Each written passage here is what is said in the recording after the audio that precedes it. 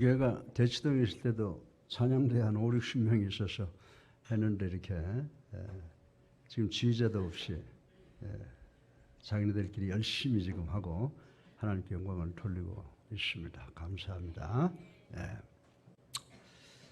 이제 우리 다 같이 하나님을 사랑하시면 아멘 하십시다. 이 세상의 모든 인간들에게는 믿음으로만 구원받는다는 은혜가 절대 필요할 수밖에 없습니다. 왜냐하면 인간의 전적 타락과 이에 필연적으로 따르는 하나님의 공의의 심판을 통과해야 되기 때문입니다.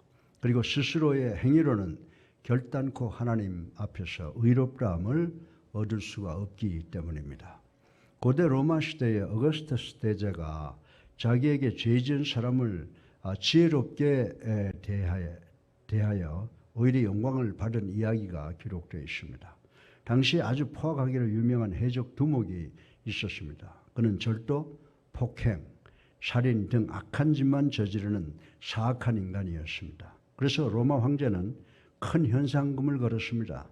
누구든지 그의 머리를 가져오는 사람에게 거금의 상금과 높은 벼슬을 주겠다고 약속을 했습니다. 그러나 시간이 가도 아무도 그를 잡아오는 사람이 없었습니다. 그런데 어느 날 어거스터스 대제가 시골로 순시를 가는데 어떤 건장한 남자가 왕의 앞에 나와 넙죽절을 하면서 폐하, 제가 해적 두목의 머리를 가져왔습니다. 이제 저에게 어떤 상을 주시겠습니까? 라고 질문을 했습니다. 이에 대제는 깜짝 놀라며 내가 정말 그의 머리를 가져왔느냐라고 물었습니다. 그는 자기 머리를 가리키면서 바로 이놈입니다 라고 하며 왕 앞에 엎드려 이 몸이 이루 말할 수 없는 많은 죄를 저질렀습니다. 그러나 한 번만 용서해 주신다면, 기회를 주신다면 대왕의 충신이 되겠나이다 라고 간절히 애원을 했다고 하는 것입니다. 그러자 어거스터스 대제는 깊이 생각하다가 그 죄를 용서해주고 해군 장교로 삼았다고 합니다. 그 후 그 사람은 자기 생명을 바쳐서 황제에게 충성을 다하고 결국은 로마 제국의 해군 사령관까지 되었다고 하는 스토리가 있습니다. 사랑하는 성도 여러분, 죄의 싹은 사망입니다.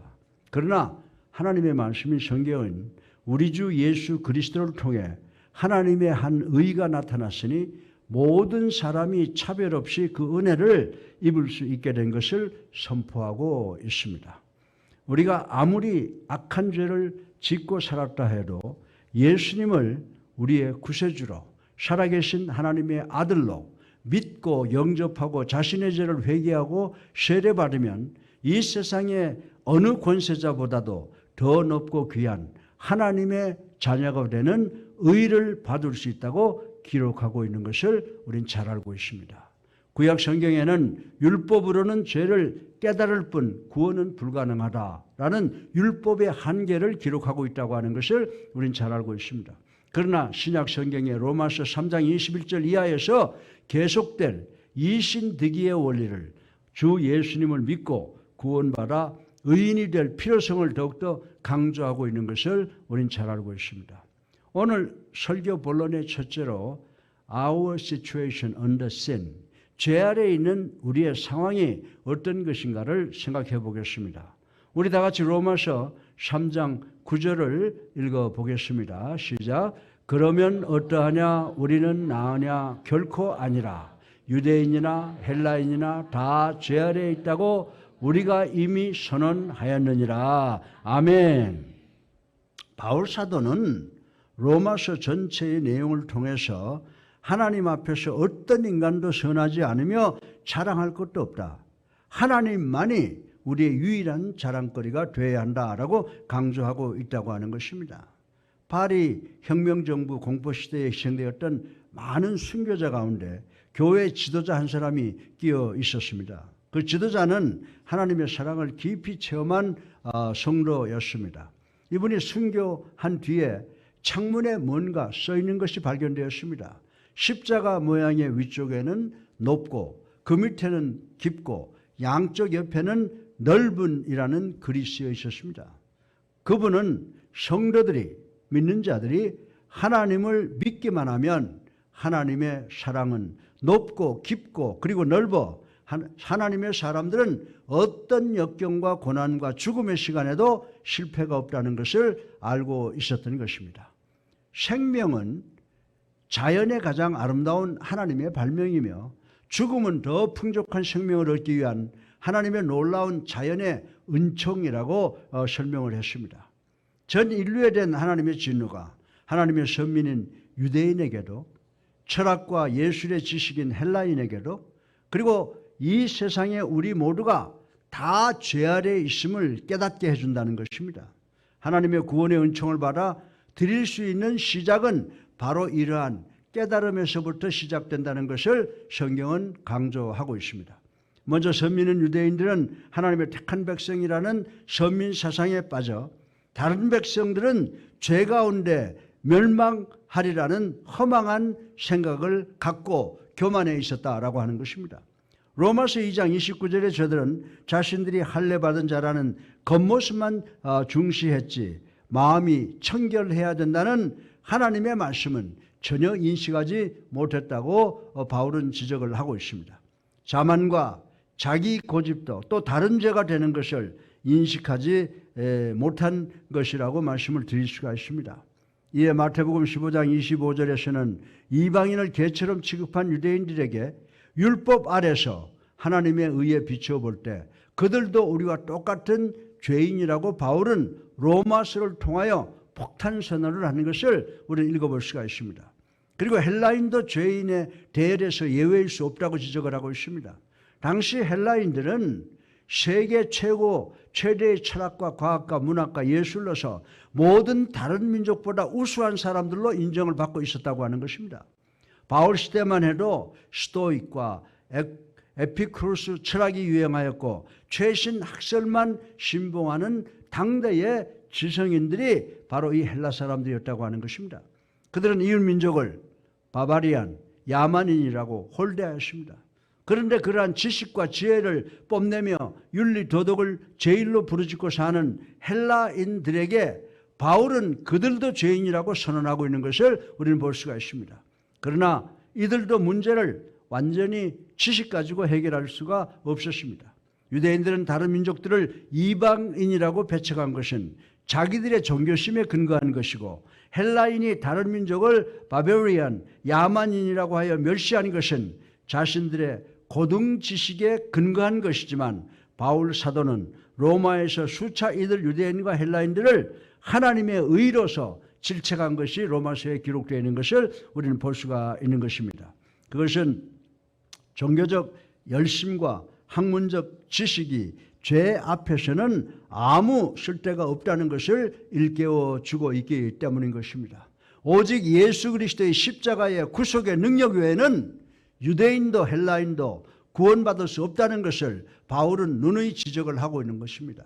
또 더 나아가서는 이 자리에 앉은 저와 여러분을 포함한 21세기의 모두도 죄인이라고 바울은 지적을 하고 있는 것입니다. 그래서 로마서 3장 9절에서는 그러면 어떠하뇨? 우리는 나으뇨? 결코 아니라고 스스로 답변을 하고 있습니다. 우리 모두 다 죄 아래에 있다고 선포합니다.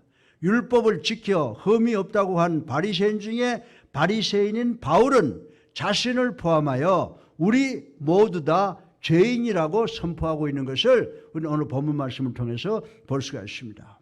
여기서 다라는 말씀은 먼저 인종과 생활 환경에 차별이 없다는 뜻입니다.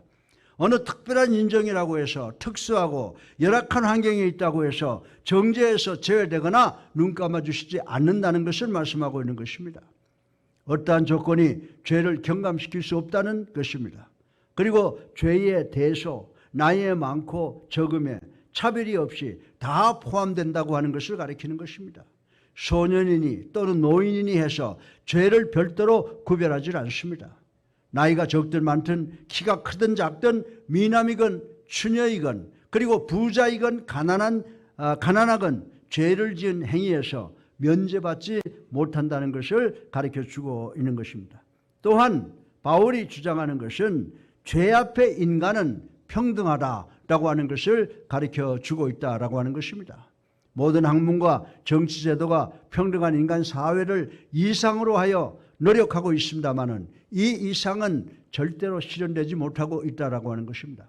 그러나 죄 앞에서 곧 하나님의 정의 앞에서 만인은 평등합니다. 차별과 불균형이 없다고 성경은 가르쳐주고 있는 줄로 믿으시기를 주님의 이름으로 축원합니다. 죄의 경중을 가리지 않고 죄의 대수를 가리지 않는 것이 하나님의 의라고 하는 것입니다. 죄 아래라는 말은 로마서 6장 7장에 더 명확히 설명되어 있지만은 여기서는 왕적 존재로 생각하여 그 아래 인간이 노예 상태로 있다는 것을 가르쳐주고 있다라고 하는 것입니다. 그래서 바울은 뭐라고 말하고 있습니까? 의인은 없나니 한 사람도 없다는 사실 앞에 우리는 겸손한 마음으로 하나님의 의를 덧입고자 힘써야 되는 줄로 믿으시기를 주님의 이름으로 축원합니다.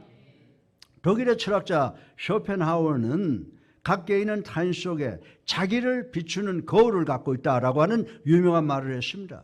그렇습니다. 주변 사람은, 여러분들은 나의 모습을 비춰주는 거울이라고 쇼펜하우어는 이야기를 하고 있습니다. 우리가 이 사실을 아는 것은 매우 중요한 줄로 믿으시기 바랍니다.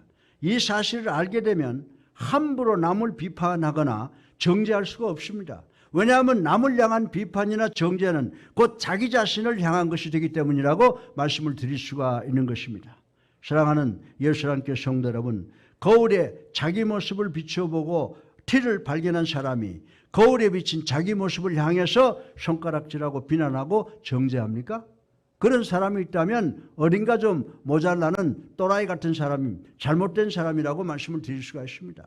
제대로 된 사람이라고 하면 조용히 자기 얼굴에 묻은 티를 닦아낼 것입니다. 마찬가지로 우리가 제대로 된 신앙인이라면 타인의 잘못을 발견했을 때 정죄하고 비난하는 것이 아니라 조용히 자기 모습을 돌아보고 자신의 죄와 허물을 회개하고 고쳐서 하나님께 영광을 돌리는 우리가 되어야 될 줄로 믿으시기를 주님의 이름으로 축원합니다. 둘째 토픽은 There is no righteous people in this world. 이 세상에는 의인이 없다라고 하는 것을 생각해 보겠습니다. 우리 다 같이 로마서 3장 10절을 함께 읽어보겠습니다. 시작. 기록된 바 의인은 없나니 하나도 없으며. 아멘. 9절에서 전 인류의 죄악을 고발한 바울은 이제 본문에서 의인은 없다, no righteousness 라는 말로 인간의 일반적 상태를 지적하고 있는 것을 우리는 볼 수가 있습니다. 21세기를 살아갈 우리 주변에는 자칭 의인들이 너무나 많다는 것입니다. 모두가 다 자기는 옳고 상대방은 그러다고 생각을 하고 있습니다. 각자가 자신을 한번 돌이켜보면 이 땅에는 의인이 없다는 바울의 고백을 되새겨 보아야 할 필요가 절실하다라고 하는 것을 느끼게 될 줄로 압니다. 소들이 수레를 끌고 가는데 수레바퀴가 삐걱삐걱 비명을 질렀습니다. 그러자 소들이 수레바퀴 쪽을 돌아보면서 말을 합니다. 모두들 그런 소리 좀 멈췄으면 좋겠어. 무거운 짐은 내가 끌고 가는데 너희들이 힘들다고 소리 지르는 이유를 알 수 없구나라고 핀잔을 준 재미있는 이야기가 있습니다. 쉽게 말해서 애쓰고 고생하는 사람은 따로 있는데 아무것도 하지 않는 사람이 공연히 힘들다고 땀을 흘리는 체하고 아우성치는 사람들이 이 세상에 너무나 많다는 풍자적인 이야기라고 하는 것입니다. 로마서 5장 12절에 보면 아담의 범죄에 의해 모든 사람은 하나님 앞에서 죄인이라고 선포하고 있다고 하는 것입니다. 여러분들 잘 들으세요. 한 사람 아담으로 말미암아 죄가 이 세상에 들어오고 죄로 말미암아 사망이 왔는데 이 사망은 아담 한 사람 때문에 온 것이 아니라 모든 사람이 죄를 지어 아담의 죄에 동참함으로 우리에게 이르게 되는 것이라는 사실을 우리는 알아야 된다라고 하는 것입니다. 로마서 14장 23절에 여기서 죄란 믿음을 따라 하지 않는 모든 행위는 다 죄라는 의미가 된다는 것을 우리는 알아야 된다라고 하는 것입니다.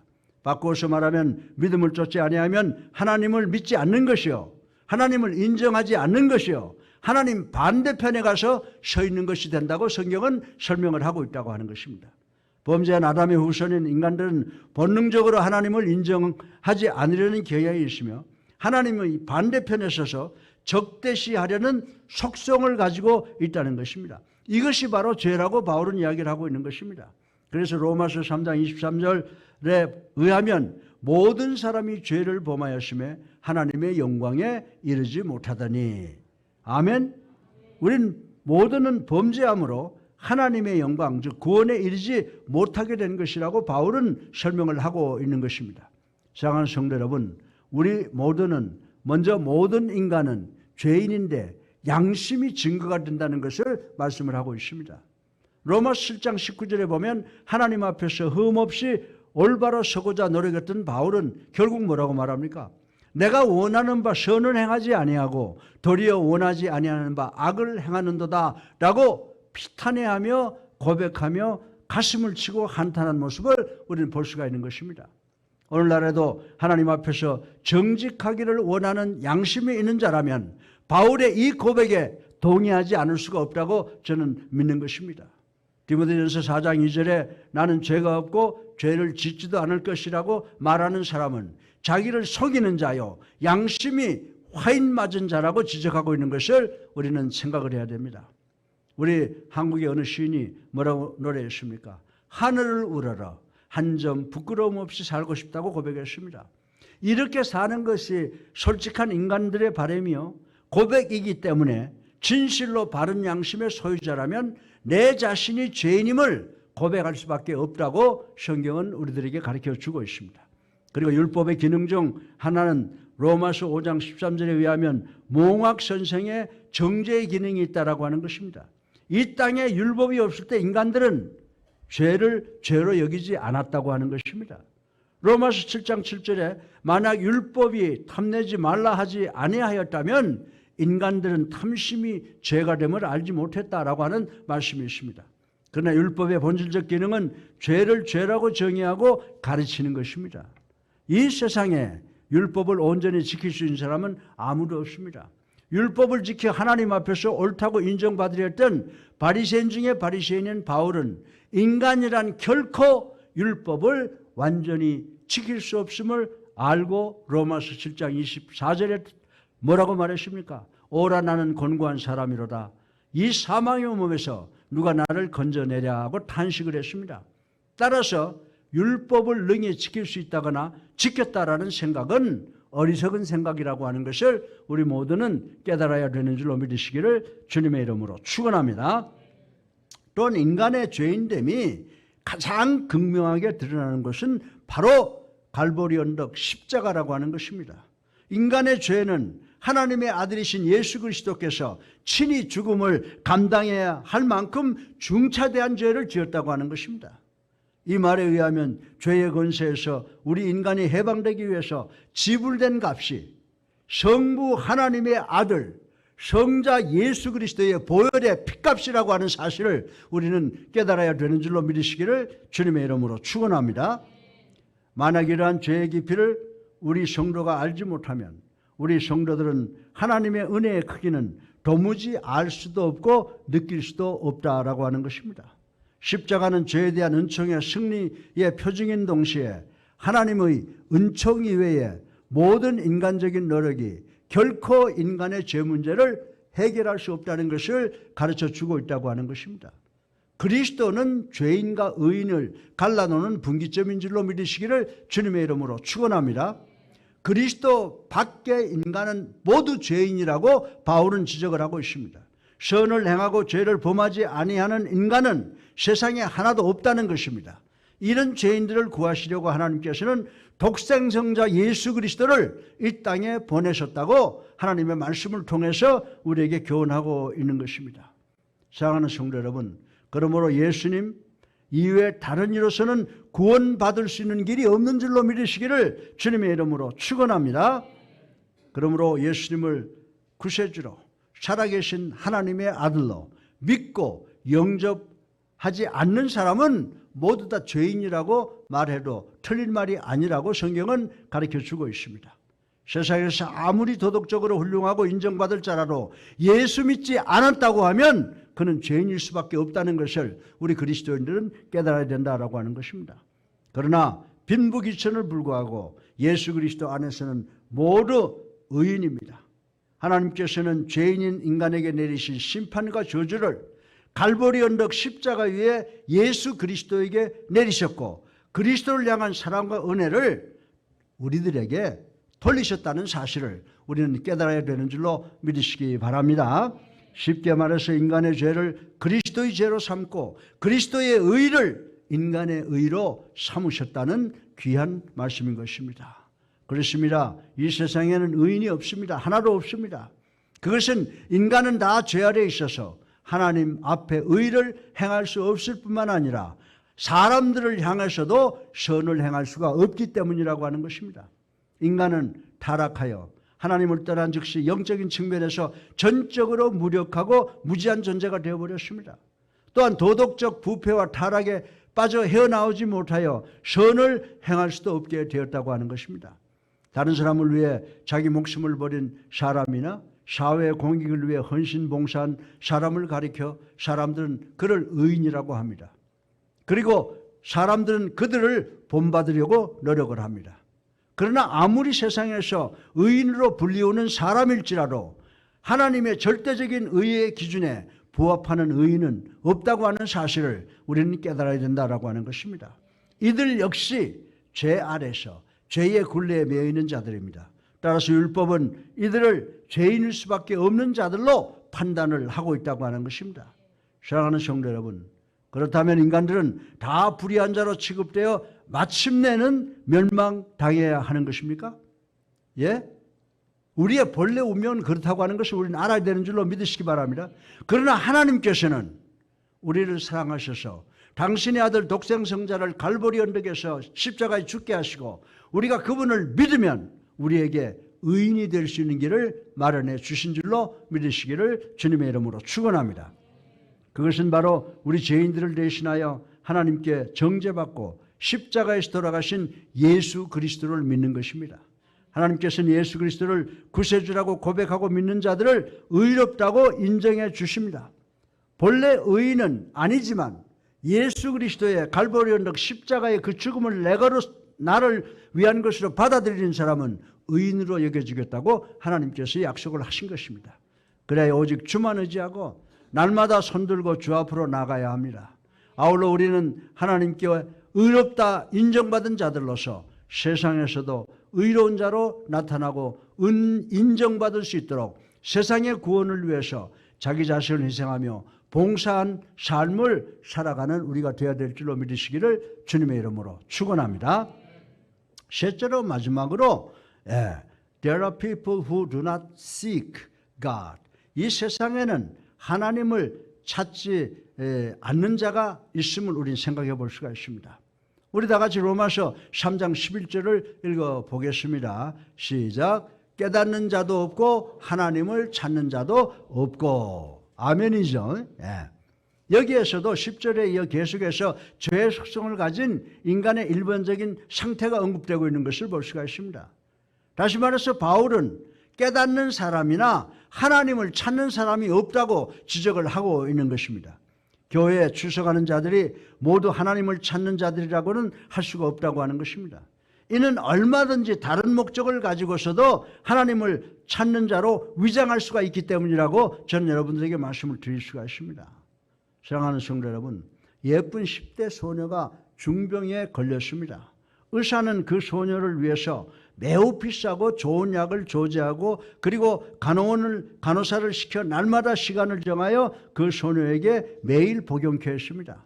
그 약으로 여러 명을 고친 경험이 있는 의사이기 때문에 자신 있게 그 약을 복용케 했다고 하는 것입니다. 그런데 그 소녀의 병은 날마다 악화되고 약해지더니 마침내 죽고 말았습니다. 입원실을 청소하던 청소부가 침대 밑에 죽은 환자가 먹지 않고 버린 많은 약이 쌓이는 것을 발견하게 되었다고 하는 것입니다. 사랑하는 성도 여러분, 이 얼마나 어리석고 파멸적인 행동입니까? 그런데 그것보다 더 어리석고 파멸적인 행동은 예수께서 우리의 모든 죄를 속량하시고 우리의 연약함을 고치시고 완전케 하시는 분이신데 예수님을 거절하고 예수님 없이 살아가는 인생은 이 어린아이들보다 더 불행한 사람이라고 하는 사실을 우리는 깨달아야 되는 줄로 믿으시기를 주님의 이름으로 축원합니다. 바울은 유대인의 특권이 율법이라고 하는 하나님의 특별 계시를 받았던 점에 있음에도 그것을 지키지 못하여 구원에 이르지 못하였음을 지적한 후에 하나님의 말씀이 신실하지 못한 것이 아니라 그들이 하나님의 말씀을 파기하고 지키지 않고 믿지 않았다고 지적을 하고 있는 것입니다. 그리고 나서 바울은 만인이 죄 아래에 있으며 그럼에도 유대인이나 이방인 모두 하나님의 말씀에 귀 기울이지 않으며 하나님을 찾지 않는다고 오늘 로마서를 통해서 인간들을 향해서 책망을 하고 있는 것입니다. 먼저 하나님을 찾지 않는 자의 특징은 하나님의 뜻보다 자기 의지를 더 중요하게 생각한다고 했습니다. 유대인들은 율법에 대한 열심이란 면에서 누구도 따를 수 없을 만큼 대단한 집착을 보였으나 그들이 율법에 의지하는 바는 형식적이요 표리부동한 믿음의 모양뿐이었다고 하는 것입니다. 유대인들은 실로 어려운 시대에 살았습니다.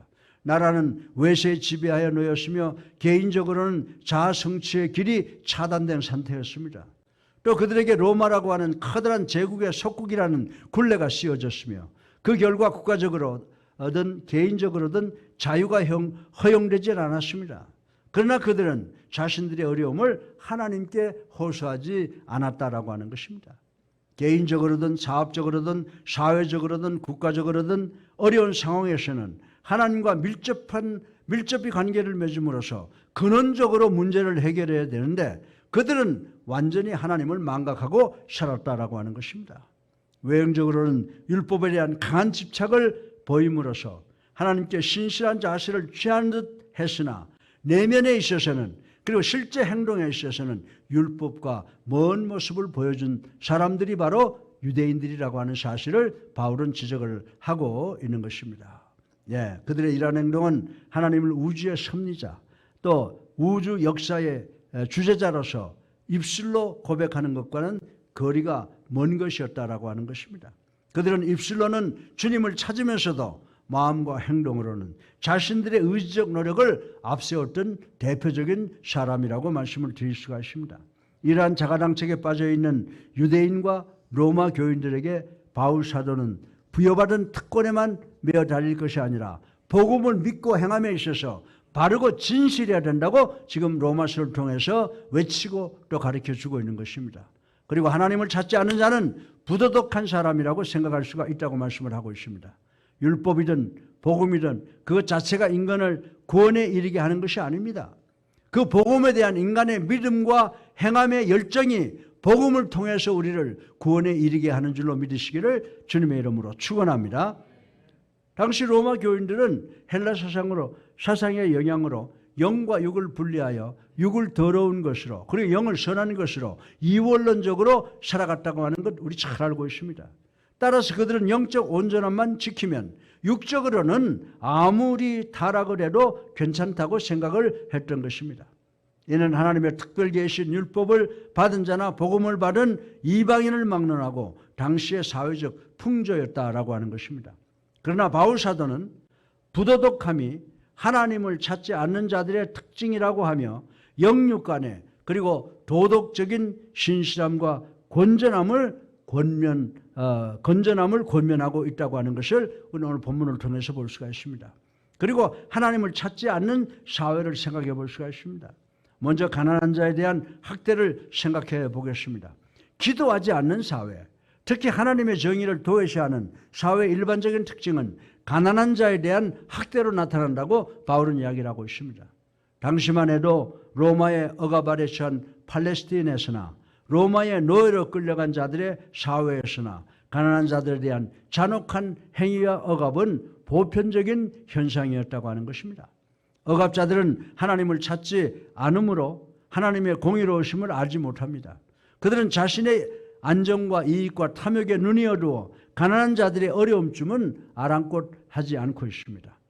기도하지 않는 사회, 패역한 사회의 가장 근본적인 모습은 바로 위정자를 비롯한 권력층의 권력 남용과 억울한 사정을 헤아리지 못하는 사법권의 부패, 그 사회적 정의의 와해로 나타난다는 사실을 바울은 벌써 2000년 전에 이 말씀을 우리에게 가르쳐주고 있는 것입니다. 더욱이 심각한 것은 자신이 당하는 고난을 하나님 앞에 내어놓지도 내어놓고 기도하지 않는 백성들이 우리 주변에 많이 있다고 하는 것입니다. 인간은 어려움에 처할수록 위축되는 본능을 가졌습니다. 그래서 생겨난 말이 노예, 근성이라고 하는 말인 것입니다. 이는 스스로의 어려움을 극복하려는 의지보다는 스스로 자격지심에 빠져 압제자에게 자비를 간청하는 일을 일컫는 말이라고 하는 것입니다. 이러한 사람일수록 하나님께 긍휼을 호소하지도 않습니다. 오히려 하나님을 원망하고 복음에서 멀어지는 생활을 하게 된다고 성경은 이야기를 하고 있습니다. 그리하여 그들은 악의 피해자이면서도 악의 구렁텅이에서 헤어나오지 못하고 있다고 하는 것입니다. 더욱 안타까운 것은 이들이 하나님의 자비로 인해 어려움을 벗어나는 경우 결코 그 영광을 하나님께 돌리지 않고 스스로 그 영광을 취하는 것이라고 바울은 이야기를 하고 있습니다. 이 모두가 다 패역한 사회의 단면들입니다. 그러나 의인을 찾으시는 하나님이 계심을 우리는 믿어야 되는 줄로 믿으시기 바랍니다. 세상은 날로 험악해져가고 하나님을 찾는 자들은 점점 줄어들며 개인과 사회는 병들어가는 것이 오늘날 우리가 살고 있는 이 사회의 현실이라고 하는 것입니다. 더욱이 탈세 운운하는 자들은 가장 경건한 체하면서도 사회적 개혁에는 무관심하다라고 하는 것입니다. 바로 이러한 때 하나님은 의인을 찾는 줄로 믿으시기를 주님의 이름으로 축원합니다. 개인적인 경건을 동의하며 혼자만 하나님의 구원에 들어가려는 의인이 아니라 한 시대를 책임지고 하나님 앞에서 울며 사회개혁과 불의의 제거를 위해 부단히 노력하는 의인들이 되기를, 우리 그리스도인들이 그런 의인들이 되기를 우리 하나님께서 원하시는 줄로 믿으시기를 주님의 이름으로 축원합니다. 결론적으로 죄의 실상을 생각해 보므로 죄의 모양을 쳐다보지 않음을 생각을 해보겠습니다. 우리 다 같이 로마서 3장 12절을 함께 읽어보겠습니다. 시작. 다 치우쳐 함께 무익하게 되고 선을 행하는 자는 없나니 하나도 없도다. 아멘. 이 땅에 의인이 없다는 바울의 논리가 오늘 본문 10절, 11절에 이어 본문에서도 계속이 됩니다. 다시 말해서 다 치우쳐 한 가지로 무익하게 되고 선을 행하는 자도 없대, 한 명도 없다고 바울은 이야기를 하고 있습니다. 여러분들, 돼지 한 마리가 양떼 속에 끼어서 풀을 뜯고 있었답니다. 이때 목동이 와서 돼지를 잡아 올렸습니다. 그러자 돼지는 소리 지르면서 반항을 했습니다. 이것을 보고 있던 양들은 돼지에게 말했습니다. 야, 우리는 목동이 우리를 잡아 올리지만 울음소리를 내지 않는다. 그런데 너는 왜 그 모양이냐?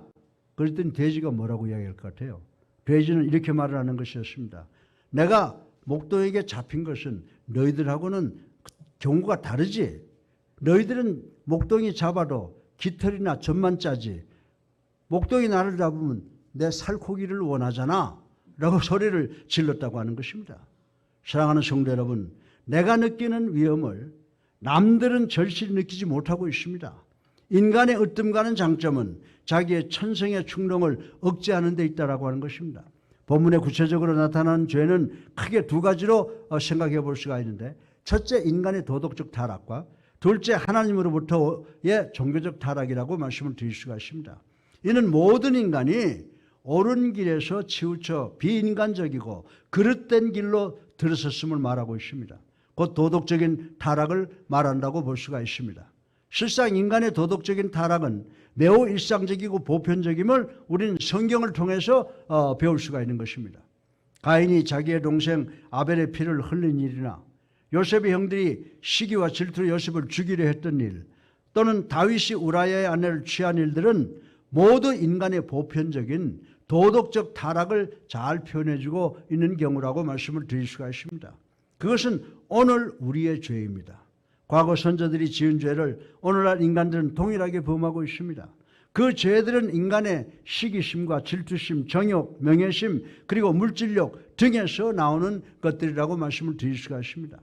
그래서 인간을 사람답지 못하게 합니다.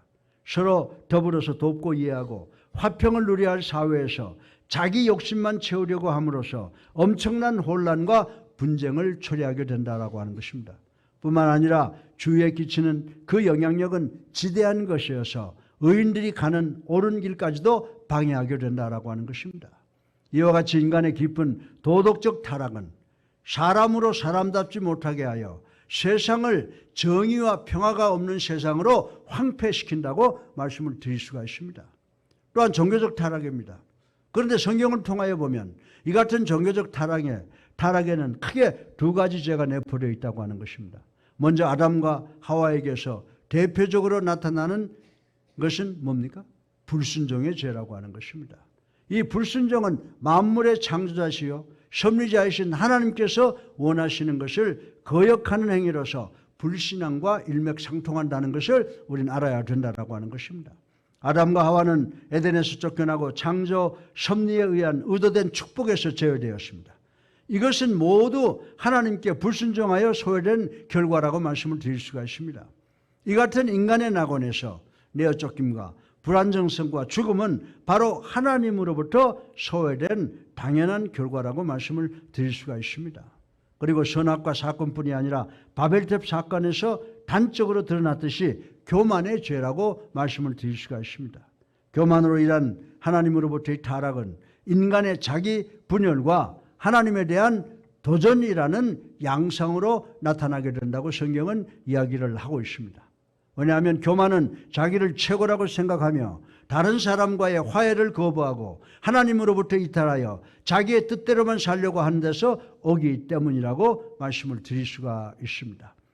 지금까지 우리는 죄 두 가지 면, 즉 도덕적 타락과 종교적 타락을 간단하게 말씀을 살펴보았습니다. 그 결과 인간은 하나님으로부터 소외되어 죽음에 이르게 되었고 인류 공동체를 위하여 어느 누구도 선을 행할 수 없는 존재가 되어버렸다고 하는 것입니다. 그렇다고 하면 이 같은 죄를 어떻게 극복할 수 있습니까? 그것은 바로 예수 그리스도를 통해서만이 우리의 문제, 우리의 죄를 해결할 수 있는 길인 줄로 믿으시기를 주님의 이름으로 축원합니다. 이는 예수 그리스도는 길이요 진리요 생명이요 하나님께 나아가는 유일한 길이기 때문인 줄로 믿으시기를 주님의 이름으로 축원합니다.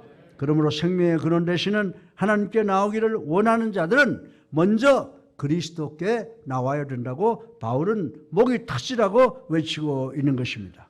그리스도께서는 흠없는 완전한 모습으로 이 세상에 오셔서 인류 공동체에 만연된 갖가지 죄악을 짊어지심으로 정의와 평화가 넘치는 그리고 사랑과 선을 행하는 사람들이 가득한 하늘나라를 건설하시는 줄로 믿으시기를 주님의 이름으로 축원합니다.